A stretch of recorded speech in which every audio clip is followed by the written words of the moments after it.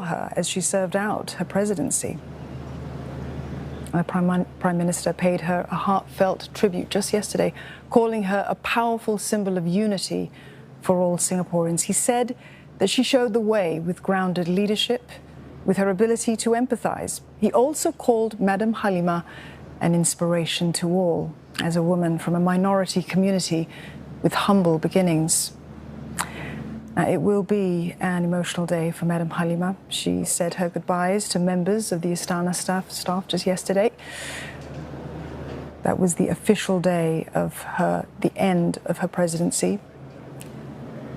Yesterday, she shook hands with staff members who she has come to know well during her term in office. Many of the Istana staff have been involved in planning and managing the range of events that have packed her diary over the past 6 years. It was hard to find a spare day free. Now, they would have seen firsthand what many Singaporeans have come to learn of Madam Halimah's dedication to service, her firm belief in inclusivity as president. And her staff have said that Madam Halimah treated everyone with equal respect, with dignity and compassion, and whether it was foreign dignitaries or her staff. You're watching their pictures of cabinet ministers, several invited guests, Dr. Tony Tan and Mary Tan there, the Deputy Finance Minister, Lawrence Wong, and his wife, all assembled, awaiting the arrival of Singapore's 8th head of state, the outgoing President, Halimah Yacob.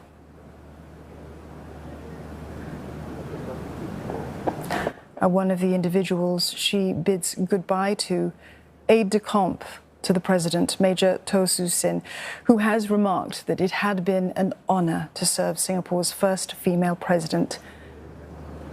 The staff, of course, during this tenure, addressing Madam Halimah as Madam President.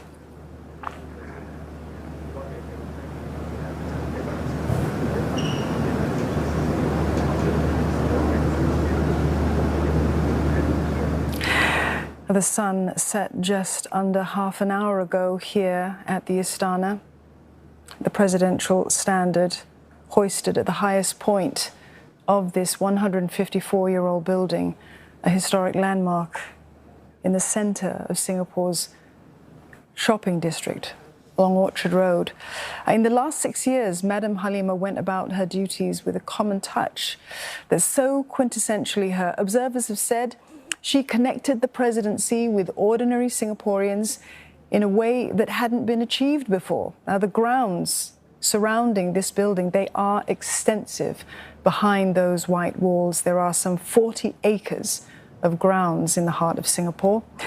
Madam Halimah knew those grounds well, making use of the gardens for her exercise, for morning walks, and she also oversaw several improvements to these grounds and the lakes within them.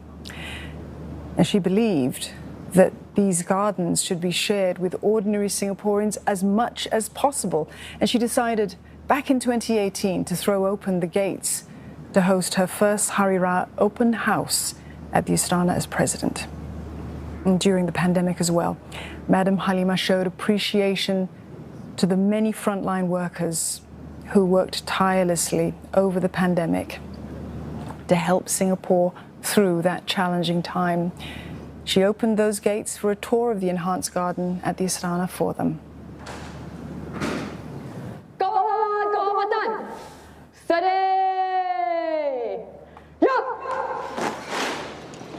The President arriving on the steps of the main porch with Prime Minister Lee Hsien Loong.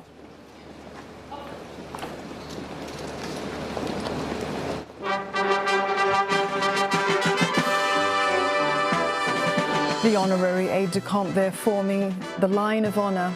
They are the officers of the uniformed services from the Singapore Armed Forces, the Singapore Police Force and the Singapore Civil Defence Force. They support their full-time counterparts in assisting the President.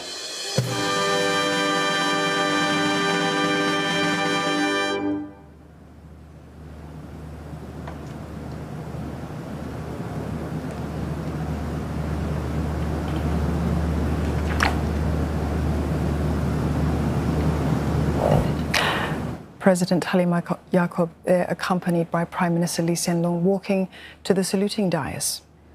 Kawalan kehormatan, hormat Presiden, hormat senja.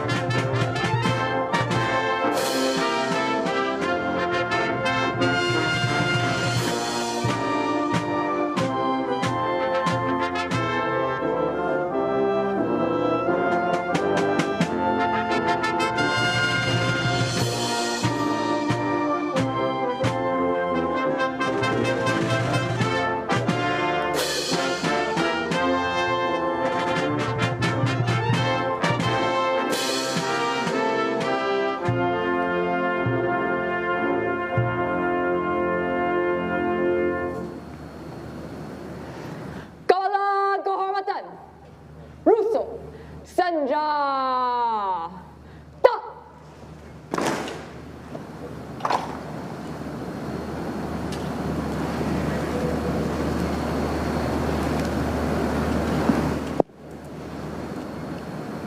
Your Excellency, Madam President, the Guard of Honor is formed up and ready for your inspection, Madam.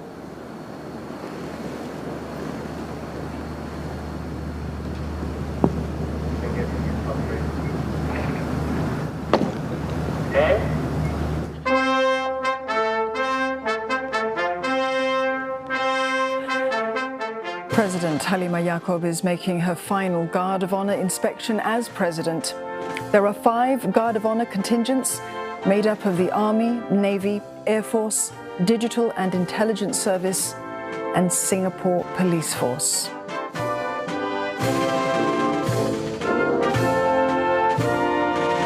For the first time, the Digital and Intelligence Service's state colours and contingent is being included in this ceremony.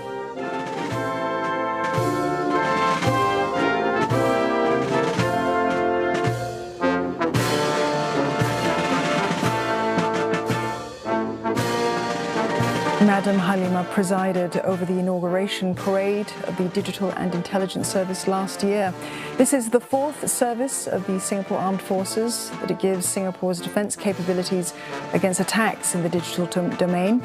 Over the years, Madam Halimah has made several Guard of Honour inspections at the National Day Parade, as well as other national events.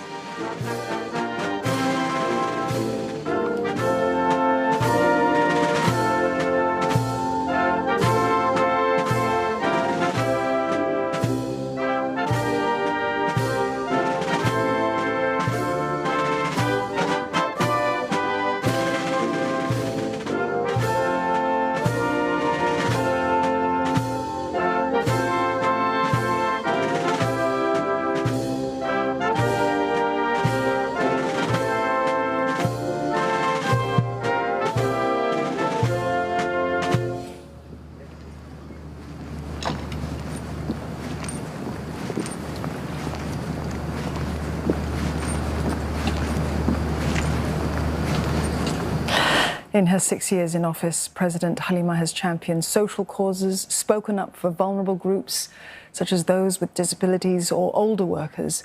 And paying tribute to advocates for these causes, say she's very particular about closing the income gap.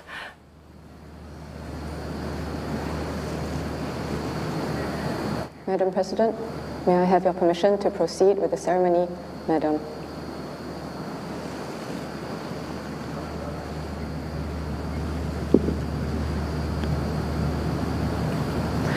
Kawalan kehormatan, Sanja!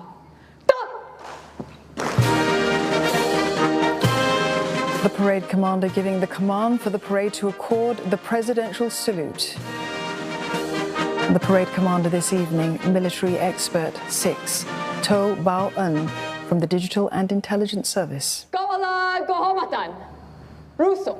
Sanja!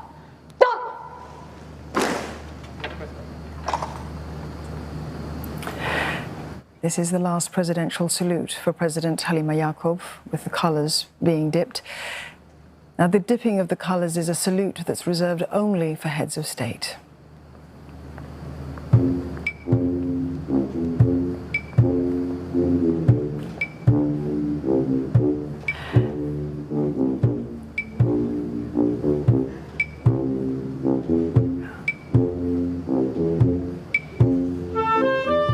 Madam Halima there, shaking the hands of Dr. Tony Tan and his wife, of DPM Lawrence Wong and his wife.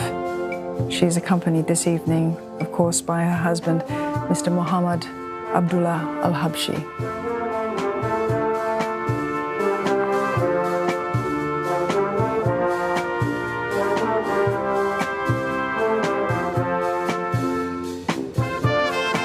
In the front row there, she's shaking the hands of the chairman of the Council of Presidential Advisors, Mr. Eddie Teo, a man that has given her a great deal of counsel over the past 6 years in his role. Dr. Dan Sileng there as well, warm handshakes to the president.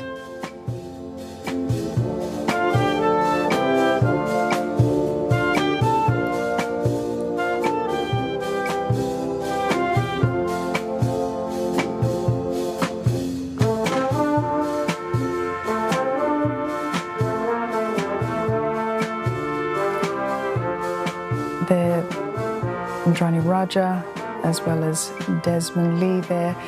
Mrs. Josephine Teo as well in the lineup.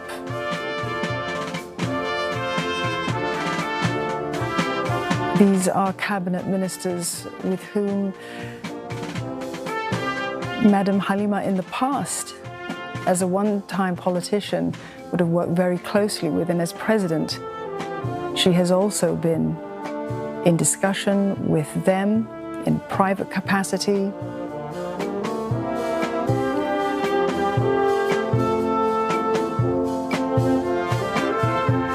Grace Fu there, and to our Minister for Foreign Affairs, Dr. Vivian Balakrishnan.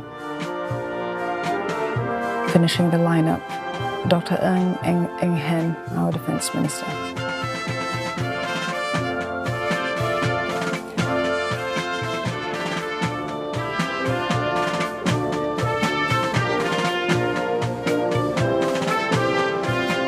President Halima will now depart the Istana.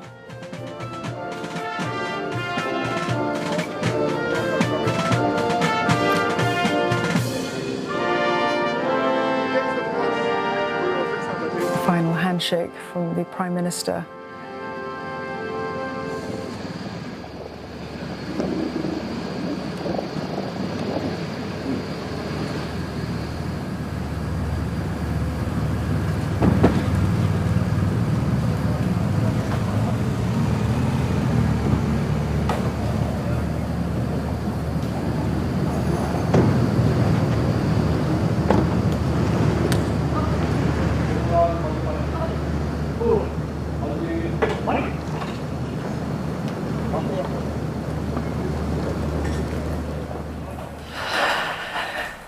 We're now keeping an eye out for the arrival of President-elect Tharman Shanmugaratnam as he is set to be sworn in at the Istana and become Singapore's 9th head of state. The former senior minister has spent more than 20 years in politics. The veteran economic policymaker has also held high-profile posts at various international organisations, including the International Monetary Fund. It was a resounding victory for Mr. Tharman in the presidential poll on the 1st of September, winning over 70% of the vote. He described the strong endorsement as a vote of confidence in Singapore itself. Sherry Look revisits that historic night. The scene at Taman Jurong Food Centre on the night of 1st September. These supporters of Mr. Tharman Shanmugaratnam just heard the announcement. 7 in 10 voters in the sample count had picked him as their choice for president. For Mr. Tharman, it was a sweet homecoming to his former ward in Jurong GRC. He said a win is a vote of optimism about Singapore's future. I believe that the vote for me and what I stand for is a vote of confidence in Singapore. It's a vote of optimism for a future in which we can progress together and support each other as Singaporeans. It will have to be a future where we have deeper respect for each other as Singaporeans.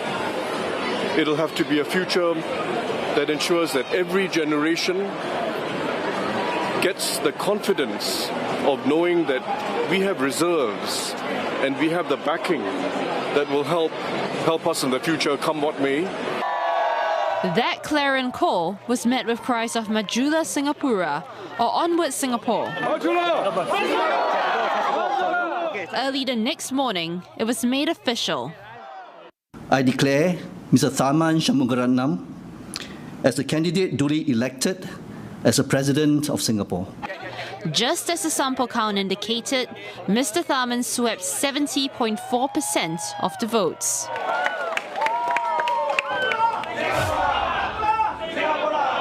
Later that morning, scenes of jubilation were replayed in Taman Jurong. It was where President-elect Tharman kicked off a series of post-victory walkabouts. Residents raised and waved pineapples when he arrived. The fruit was a symbol of his presidential campaign. Mr. Tharman greeted and gamely took photos with many of them before heading to his next stop. Mr. Tharman described his landslide win as an expression of hope and lauded Singaporeans for being sensible. They judge the person. They don't hold it against you because you've been a member of cabinet or a member of a political party, and they may even think it's a plus because you've got knowledge, experience, and you come armed with the confidence of knowing that you'll be able to judge on the basis of real knowledge. He was speaking to the media in Toa Payoh, the final stop of his tour. Mr. Tharman said he wants a relationship of trust and mutual respect with the Prime Minister. As you know, I have a high regard for him, and I believe that we will have a very constructive relationship. The President is not a solo operator. The President represents Singapore, and it's critical that the President and the government have good relations. The President-elect said he's very serious. Let's take you back to the Istana here in Singapore, where President-elect Tharman Shanmugaratnam has arrived in the main porch of the Istana grounds, greeted there by Prime Minister Lee Hsien Loong.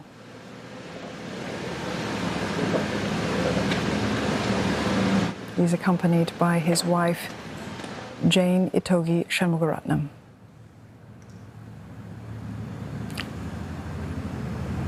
The Prime Minister and the President-elect on the saluting dais. President-elect Tharman Sanja.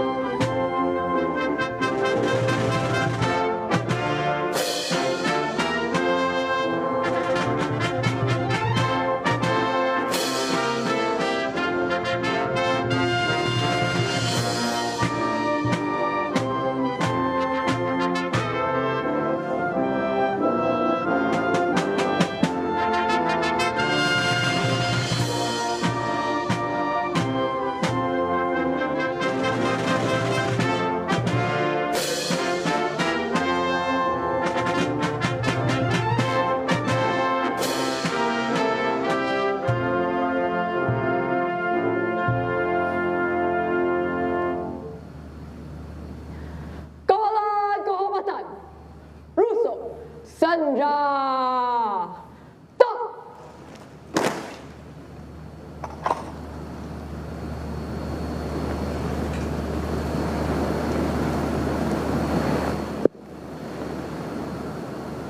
Your Excellency, Mr. President-elect, the Guard of Honor is formed up and ready for your inspection, sir.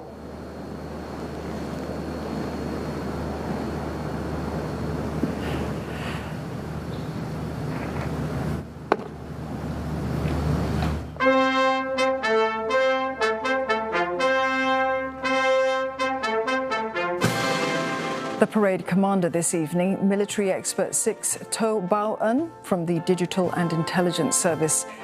Accepting the invitation by the parade commander, this will be Mr. Tharman Shanmugaratnam's first inspection of the Guard of Honor as President-elect. Mr. Tharman is accompanied by Prime Minister Lee Hsien-loong. And this is a ceremony he will be performing many times during his coming 6-year term in office. There are tonight 5 Guard of Honor contingents. Those contingents are made up of the Army, Navy, Air Force, Digital and Intelligence Service, and the Singapore Police Force. For the first time, the Digital and Intelligence Service's state colours and contingent is being included in this ceremony.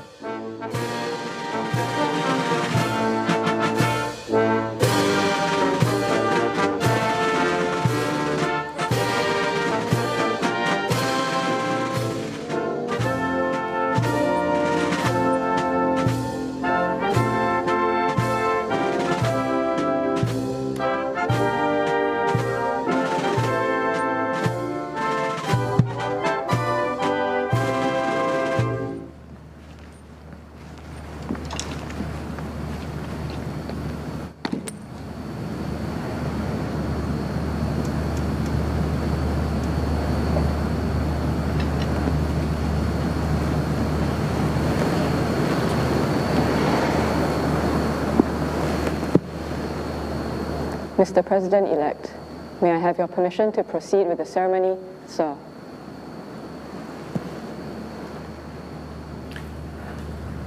The parade commander giving the command for the parade to accord the presidential salute. Kawan kehormatan, hormat President-elect, hormat senja.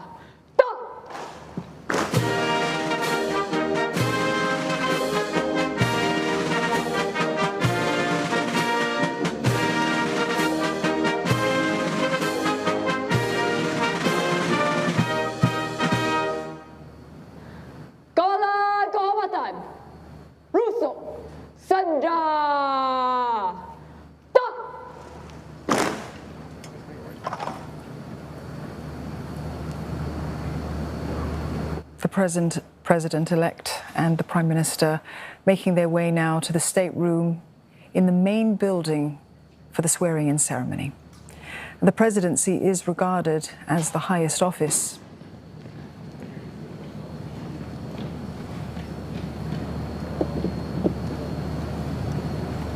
You're looking at live pictures there of the State Room in the Astana.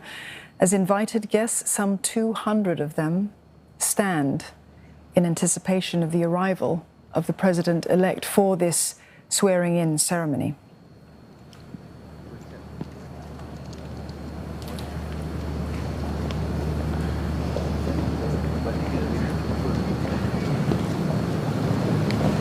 At the head of this room, the presidential chair. It's flanked by the state flag and the presidential flag for today's swearing-in ceremony.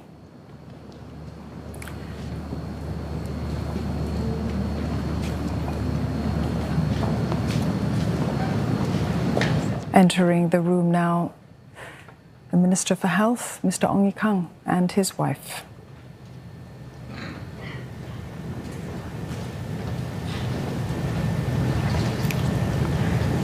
The Deputy Prime Minister, Lawrence Wong, and Finance Minister with his wife arriving into the State Room where they will be taking their seats.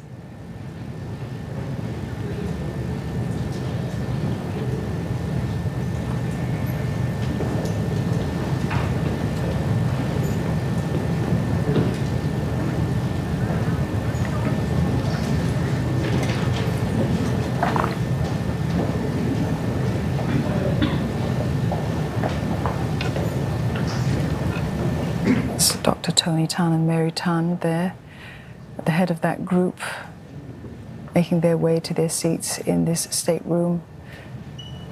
You can just see the back there of Emeritus Senior Minister Goh Chok Tong as well.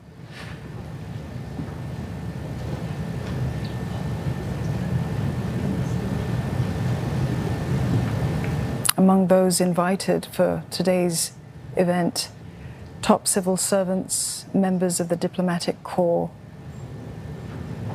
as well as cabinet ministers.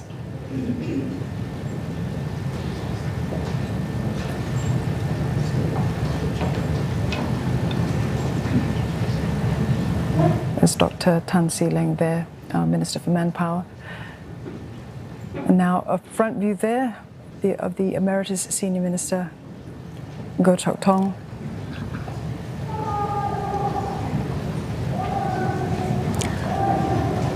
Distinguished guests, ladies and gentlemen, please be seated.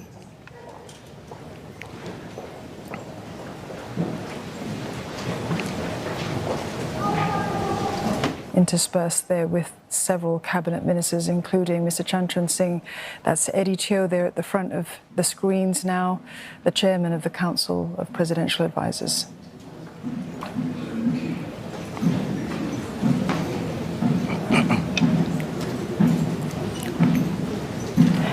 Just a couple of months ago, the president-elect, of course, as senior minister and a member of the ruling PAP party, would have worked closely with these individuals before his decision to step down and to give up his political posts to run for the presidency.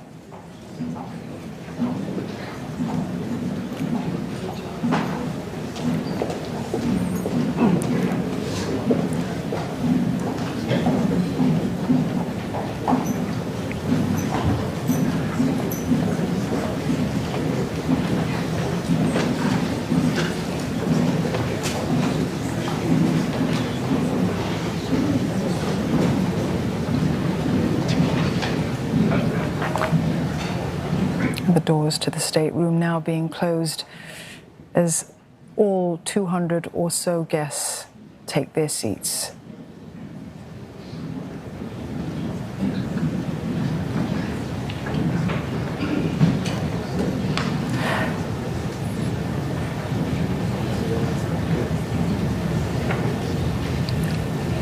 In just a few moments from now, the President-elect, Mr. Tharman Shanmugaratnam, is expected to enter this room, where he will be taking the oath of office to become Singapore's 9th head of state.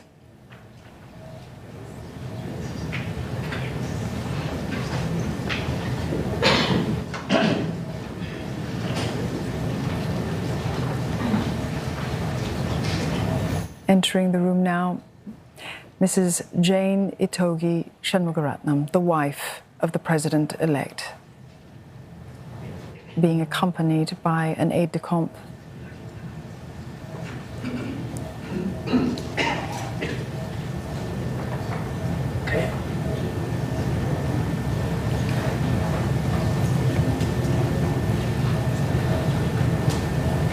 Six years ago to the day, Mrs. Tharman and the President-elect were seated in those very front row seats at the swearing-in ceremony of the then President Halimah Yacob. Today, it is Mr. Tharman who will take the reins as President of Singapore.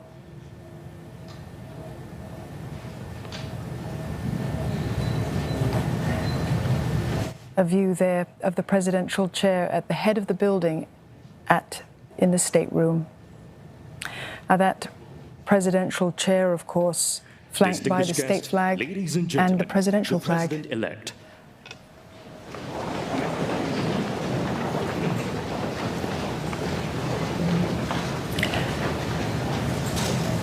Guests rise for the arrival of the President-elect. Behind him,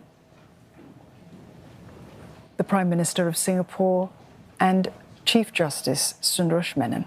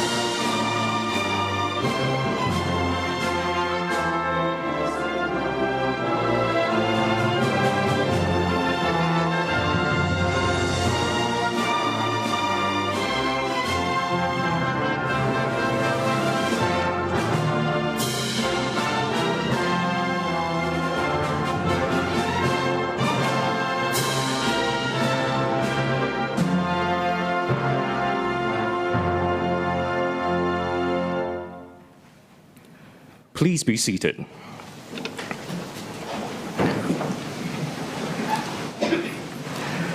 Swearing-in ceremony for the 9th President of the Republic of Singapore. The President-elect will now take the affirmation of office of President in the presence of Chief Justice.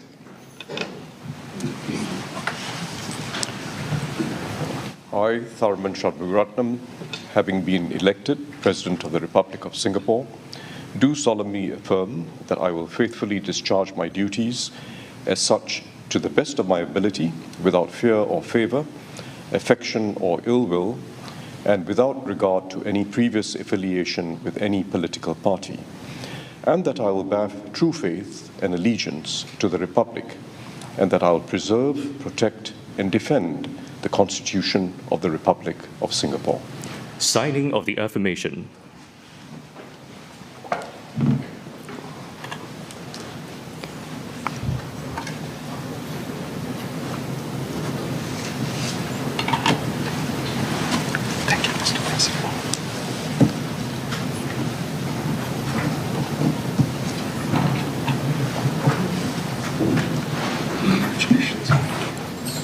Mr. President, distinguished guests, ladies and gentlemen, the Prime Minister.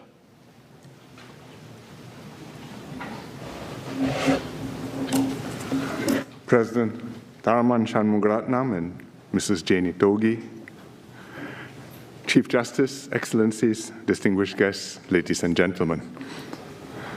We are here this evening to witness the inauguration of Mr. Tharman Shanmugaratnam as the 9th President of the Republic of Singapore. Mr. President, I am very happy to congratulate you on winning this election so decisively. It was good that there was a contest and Singaporeans had the opportunity to exercise their right to vote. The strong vote share you garnered showed the regard and support voters had for you and for your message of unity expressed in your campaign theme, respect for all. The outcome of this presidential election was positive for Singapore for many reasons. First, Singaporeans have chosen a candidate who is eminently qualified for this high office. Someone who not only has the ability, experience, and stature to carry out his duties both at home and abroad, but also sound judgment and unquestioned integrity, all vital prerequisites for being president. Second, this election has shown that when it comes to voting, race is a smaller factor now than it used to be. As you, Mr. President, said on election night, race is a factor in politics everywhere, but Singaporean voters today look at many other factors too.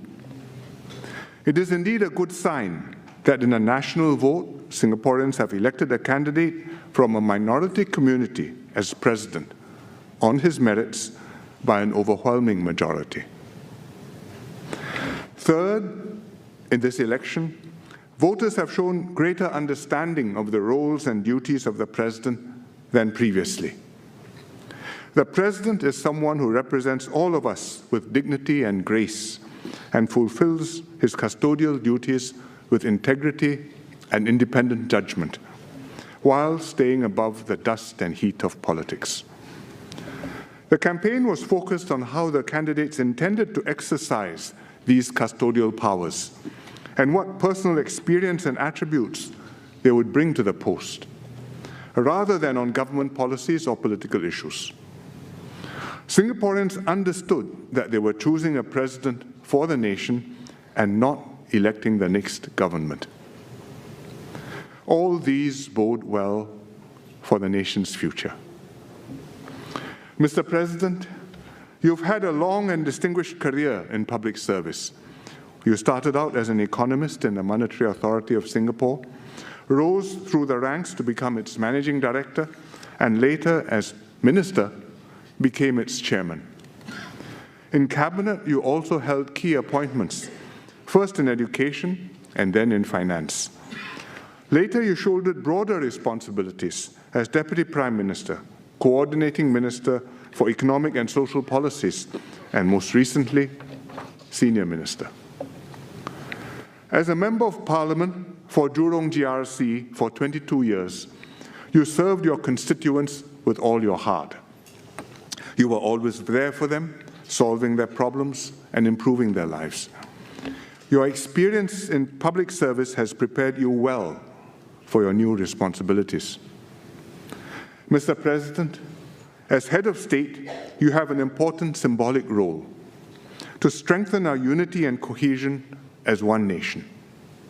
As you have said, it's the things that cannot be measured that will be critical to our nation's future. Our instinct to stand together in difficult times and look out for one another. Our ability to empathize with fellow Singaporeans and draw strength from our diversity. You campaign for election to unite all Singaporeans regardless of race, language, or religion. The government shares your declared goal to build a more inclusive society, one where everyone is valued for who they are and every Singaporean has a place. You have spoken about being particularly passionate about two areas, sports and the arts. As a former sportsman yourself, you appreciate more than most the potential of sports to build a robust and resilient society and to be a rallying point for our people. And a vibrant art scene is a good avenue to celebrate and strengthen our multiculturalism, a key aspect of what it means to be Singaporean. We look forward to your support in these areas, which will help to make us a rich and rounded society. As President, you also have important custodial responsibilities as defined in the Constitution. You have approving authority for key appointments and hold the second key to our nation's reserves. You are the guardian of our nest egg, which we have painstakingly built up over decades.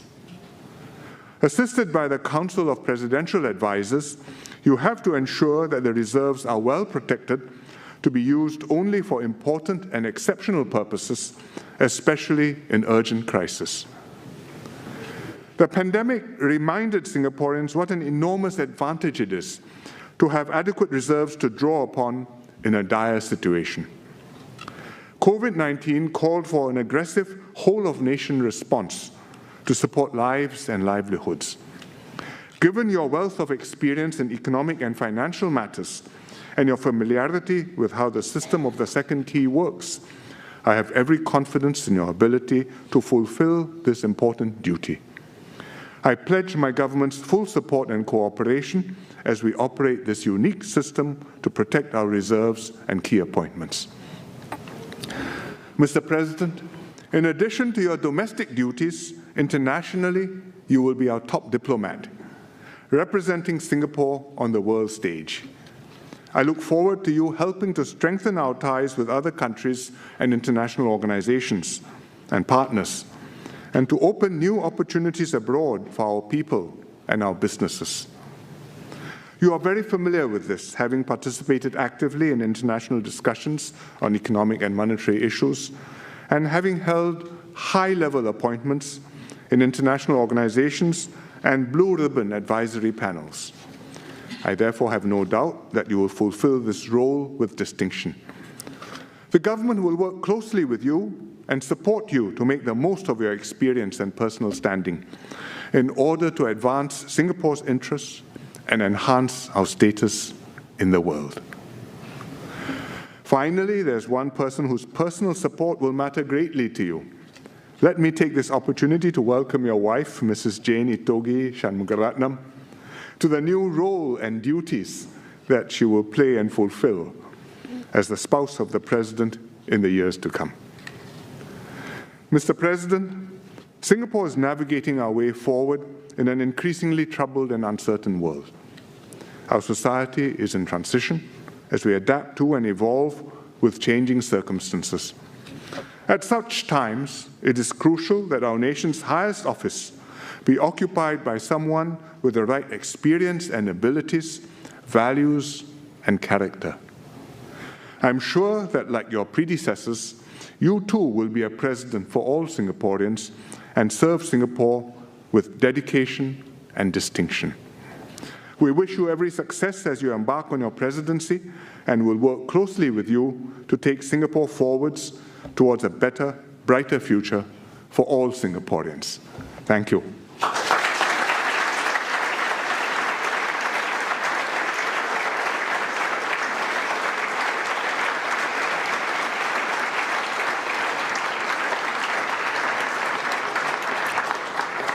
Prime Minister, distinguished guests, ladies and gentlemen, the President. Prime Minister, Chief Justice, distinguished guests, ladies and gentlemen, I'm honored and humbled to have been elected as the 9th President of Singapore. This was a vote of confidence in Singapore's future, a future where we all progress together and deepen our solidarity as Singaporeans. We have made ours a cohesive, multiracial society with a high level of trust and unity. Yet none of what we have achieved is assured or permanent, as we can see from the tides of change in many countries. At the same time, our own society is maturing, so we must expect greater diversity of views and preferences. We must not allow any of our differences to divide us. Now more than before, we must grow our sense of togetherness as fellow Singaporeans. It will make us a better society and add to our ballast as we face a more turbulent world. The President, as the head of state, holds a non-partisan office in our system of governance. Precisely because the President stands above the political fray, he or she can be a symbol of the nation and be effective in uniting all Singaporeans, regardless of race, religion, or other differences. The elected President exercises important custodial responsibilities under the Constitution, safeguarding our reserves and the integrity of the public service. Other than these custodial powers, in most other matters, including foreign relations, the President acts on the advice of the Cabinet. Nevertheless, within that framework, there is room for the President to take a special interest in specific issues or champion causes close to his or her heart. As President, with the strong mandate you have given me, I intend to work with the government, community groups, and other voluntary organizations, and the entire nation to strengthen our multiracialism and nurture a more inclusive society. I will do my utmost to support initiatives that deepen the respect we accord to our fellow citizens of all backgrounds and in every walk of life. The respect for all that is at the heart of our solidarity as Singaporeans. In exercising my veto powers on the reserves and the key public sector appointments, I will confer closely with the Council of Presidential Advisors and be thorough and impartial in my assessments. Our reserves have been patiently built up over many years of diligent savings, especially in our earlier phase of economic development, where we enjoyed strong growth and healthy budget surpluses. They have now become a very significant resource, an advantage in securing our future. We have drawn on the reserves twice, first during the global financial crisis in 2009, and again between 2020 and 2022, this time on a much bigger scale to see us through COVID-19. Unfortunately, COVID-19 will not be our last crisis. We must gird ourselves for more crises in a far more uncertain and volatile world. There are also longer-term threats to Singapore's existence and the lives of future generations. Climate change will be a defining challenge for the world, and especially so for a low-lying island. Should the need arise in future, to use the reserves to tackle such crises and existential threats. We will weigh the matter carefully. We will have to balance between meeting immediate needs and preserving the reserves so that every generation, now and in the future, enjoys their benefits. I will be scrupulous and independent in making judgments that involve the use of the second key on our reserves, whether in responding to the future crises that will come from time to time, or in ensuring Singapore remains a safe and livable home over the longer term. It has taken many years of hard work and mutual accommodation to bridge racial and religious differences and build trust and understanding between our communities. We must continue to take steps forward to add depth and resilience to our multiracialism and never let it fray. We must continue to strengthen the experience of growing up together and our connections and emotional ties with one another. We start in our own neighborhoods, where we are most familiar with one another. Beyond that, we interact with one another in shared spaces, such as our schools, during national service, and in our housing estates and workplaces, where we build closer bonds with each other. As President, I will promote greater interactions between our different communities, even as we ensure the vibrance of our different cultures. It may be by encouraging our youth to play sports that are currently played mainly by a particular ethnic group, learning one another's art forms, or promoting collaborations between our self-help groups, our various community organizations, and our business chambers. As we grow these interactions and lived experiences, we will enhance our respect and appreciation for one another. We strengthen our shared Singapore identity, which has been and must remain our most precious Singapore asset. I remain committed to making Singapore a more inclusive and socially just society, which has been my life's purpose. Government policies have shifted significantly to help us achieve this, and they remain essential. But to build a truly inclusive society, we need something more, which involves all of us. We must build a strong culture of kinship and respect, where we empathize with our fellow citizens, bring out the best in each other, and feel that we only truly succeed when we succeed together. I will encourage the building of active community stakeholders and a thriving civil society to help us grow this culture. We can do more to nourish the soil for ground-up and purpose-driven initiatives to sprout and grow. From giving confidence to disadvantaged youth, to supporting those who need a second or third chance, to helping those among us who face mental health challenges, and to neighborhood initiatives to support our caregivers and to befriend seniors at risk of being lonely. I plan to lend active support to the arts and sports. Singapore has made significant strides in both areas over the years. Our art scene is becoming more vibrant, supported by our schools and tertiary institutions, community art programs, and world-class performance venues and museums.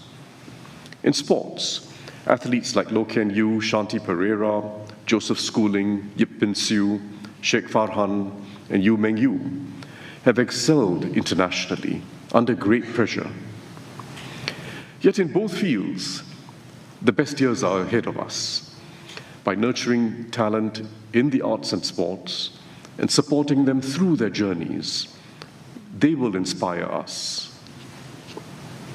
Finally, I will do my best to represent Singapore and promote our interests abroad in line with the objectives and priorities of the government. We have entered an era of profound global uncertainty and growing fragility. The ongoing Ukraine war has violated the principles of sovereignty and territorial integrity of nation states. Major economies are shifting away from free trade and investment flows. Strategic trust is lacking between the world's major powers, with the US-China relationship at its most troubled in decades. Singapore must find its way forward amidst these global tensions, always advancing our long-term national interests by standing up firmly for our principles, rather than choosing one side or the other. As President, I will do my part to reflect Singapore's values and views and to enhance our standing amongst the community of nations. I will work to deepen existing partnerships and build new ones. By remaining a voice of reason and striving for solutions that are of mutual benefit, we will remain a partner that others find worthwhile to engage with. This evening, as I stand before you as your newly elected President, I pledge to discharge my duties diligently, faithfully, and to the best of my abilities for the betterment of Singapore and Singaporeans. I will serve with all my heart. I thank the Prime Minister for your support and encouragement. I look forward to working constructively with you and your cabinet. I thank my predecessor, Madam Halimah Yacob, for her service as the 8th President of Singapore and for her counsel and advice as I take up this important role. To my fellow Singaporeans, once again, I thank you for your strong endorsement. Regardless of the challenges ahead of us or the differences amongst us that we will inevitably have, let us remember that we are bound by a common destiny. Let us take confidence in what we have achieved together so far and pledge to work together for a future of optimism and respect for all.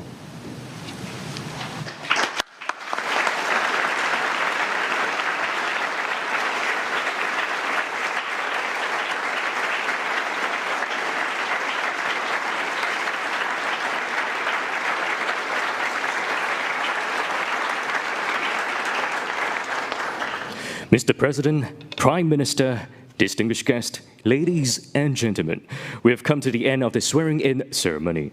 The President will now adjourn for a group photograph with the Cabinet, Chief Justice, and Speaker. They will join you shortly at the banquet hall. Thank you.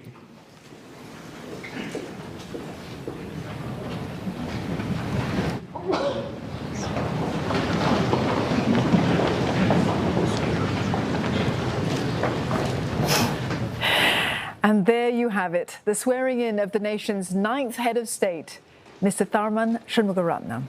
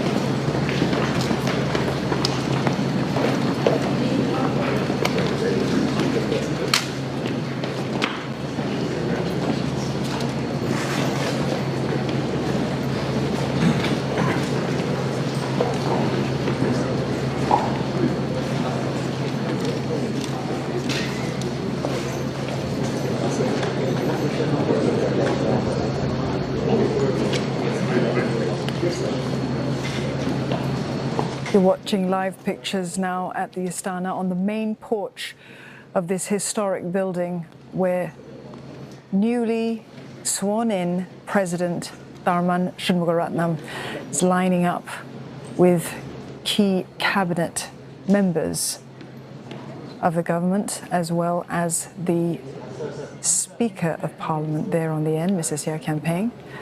And on the other end there of your screens, Chief Justice Sundaresh Menon.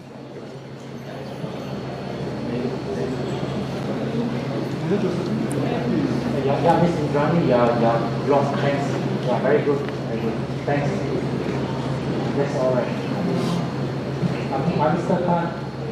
Yes, okay, look very balanced now. Okay, sir, we'll take 3 shots after 3. During his swearing-in ceremony speech, President Tharman had spoken about his gratitude towards all Singaporeans in this election process, the presidential election having taken place on September the 1st, where he received a majority of votes.